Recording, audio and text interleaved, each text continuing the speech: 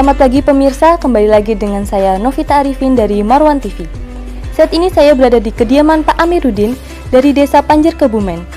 Salah satu desa yang masih menjaga tradisi Nahdlatul Ulama, yaitu tradisi bongkohan.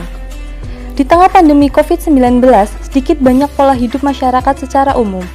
Pandemi ini juga mempengaruhi aktivitas warga karena warga tidak melaksanakan kegiatan ataupun event yang biasa mereka laksanakan di tahun-tahun sebelumnya.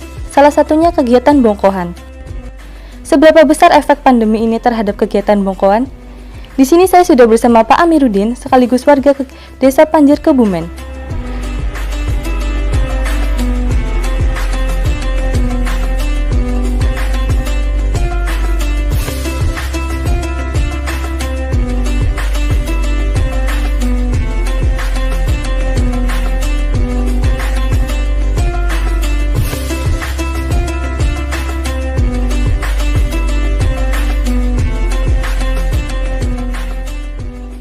Selamat pagi Pak Amiruddin. Selamat pagi. Siapa yang pertama kali mengembangkan tradisi bongkohan?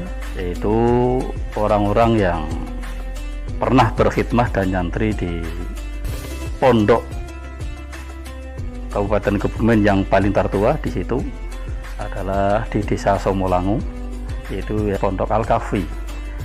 Santri-santri di situ setelah kembalinya dari pondok rutinan mauludan, kalau memang di pondok sudah biasa setiap Rabiul Awal atau cara Jawa itu Mulud, ya bulan Mulud, itu mengadakan suatu perayaan yang tujuannya adalah untuk menumbuh kembangkan rasa cinta kepada Nabi.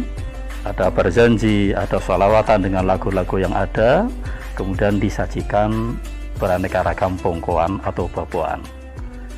Untuk di mana saja tempat yang masih mempertahankan kegiatan bongkohan ini, Pak? Berbicara tentang tempat yang masih ada, satu juga sebagai pusat utama adalah di Desa Sumberadi masih ada.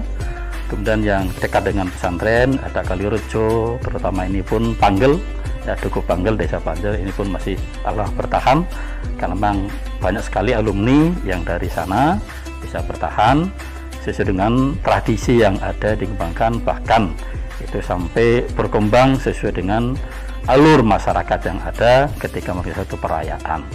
Apakah ada penghambat kegiatan bongkohan sebelum COVID-19? Kalau sebelum COVID memang hambatan pun tidak wujud karena itu sudah turun-temurun.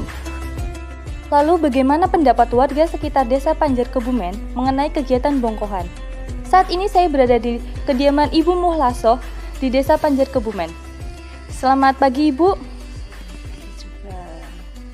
Bagaimana antusias warga mengenai kegiatan bongkohan sebelum adanya pandemi?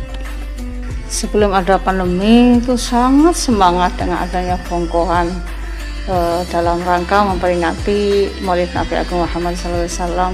Ada yang dengan pawai buah, ada yang dengan mengadakan pembacaan Al-Barzanji, kemudian ada bongkohannya, ada snack dan sebagainya.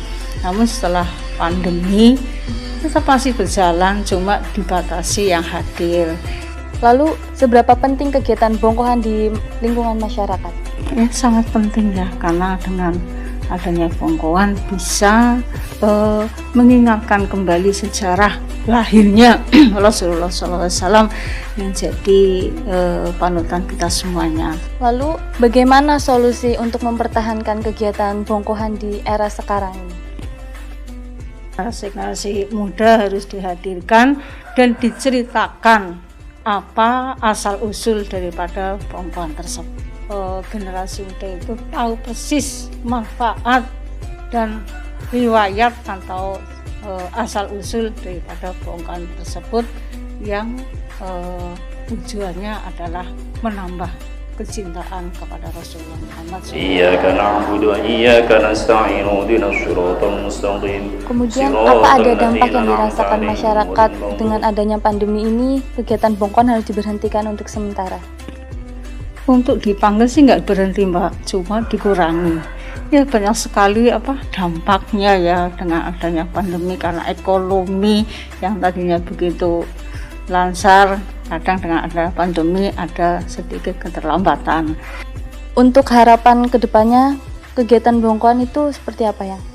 Harapan ke depan ya mudah-mudahan bisa lestari sampai kapanpun dengan adanya bongkohan, mengajak kepada masyarakat untuk tambah mencintai Rasulullah, juga untuk bisa media silaturahim dan media bersedekah.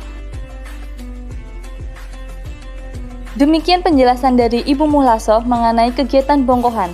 Pada intinya, bongkohan yaitu untuk memperingati hari kelahiran Nabi Muhammad SAW dan kecintaan terhadap Nabi Muhammad SAW dan menjaga tradisi para ulama untuk generasi muda, khususnya Jamiyah Nahdlatul Ulama. Tapi apakah dengan adanya pandemi kita harus berhenti? Tentu saja tidak. Pandemi juga berpengaruh besar terhadap semua aktivitas warga, sehingga banyak aktivitas warga yang harus menyesuaikan dengan keadaan. Demikian yang dapat saya laporkan saat ini dari Desa Panjer Kebumen. Novita Arifin dan segenap kru yang bertugas mohon undur diri dan terima kasih.